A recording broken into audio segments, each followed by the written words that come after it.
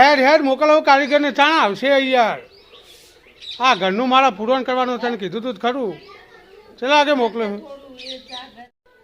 એ બધું કોમ પછી કરજો, પહેલાં યાર કારીગરને તમે ફોન કરજો જલ્દી આવે.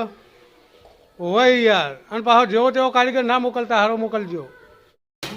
હા ભાઈ, હા મારા આબામાં થોડું મોડું થઈ ગયું યાર. તમારું કામ કરવાનું મને બરાબર ખબર છે, પણ થોડું મોડું થઈ ગયું. પેલા મુરજીભાઈએ મને કીધું હતું કે રઘુભાઈ મળજો, એમના ઘરનું થોડું કામ કરવાનું. ઓકે, આમ તો રાતે આવવાનો તો શેઠ, પણ રાતે મેં તમને ફોન કર્યો મારા ભાઈબંધની ઓફિસેથી, પણ પછી એના એ પછી ઊંઘી ગયો એટલે મોડું થઈ ગયું. એટલે સવારે તમને મળવા.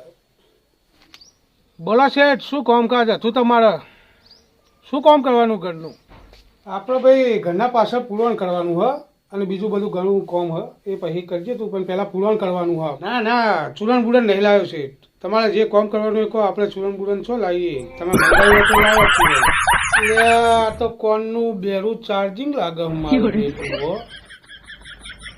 આવું બેરું ચોથી મને મોકલ્યું કારીગર આ ભૂરજીએ.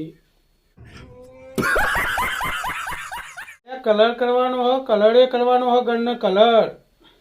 તે રો આપણે હલર બલરમાં ને એવું બધું ના ફાવે. કલરમાં આપણે શું કામ કરીએ? આપણે કલર ને એવું કરીએ. એ હલર નહીં કે તો કલર કહું, કલર સમજણ જ નહીં પડતી. કયા ગોમનો કારીગર હતું? કોઈ નોમનો કારીગર નહીં, કોઈ અસલ કારીગર હું. તમને ખબર હતું? નથી કરાવું કામ, જા અહીંથી. જાતો રહેવાથી નથી કરાવવું કામ. ऐसे तो नहीं होता है. નાઈદાવતી નહીં કરાવવું કામ બોમ.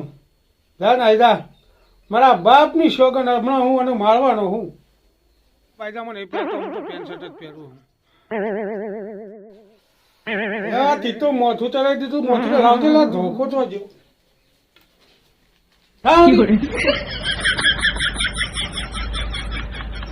ખબર જ નહીં પડતી. આ શેઠ મારો બધો ધોકો લઈને વહાચમ પડ્યો, ખબર ના પડી.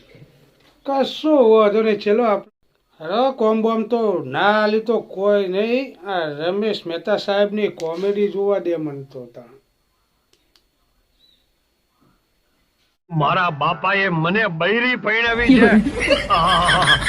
ગોવિંદભાઈના ચેક જેવી ને રોકડી રકમ જેવી લાગે છે. અમારો આ વિડીયો ફક્ત ને ફક્ત મનોરંજન માટે હતો. અમારો આ વિડીયો કોઈ ઘટના કે પાત્રને અનુલક્ષીને નથી.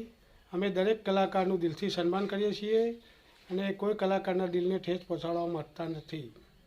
તો અમારો આ જો વિડીયો ગમે તો એને લાઈક કરો, શેર કરો અને સબસ્ક્રાઈબ તો જરૂર કરજો.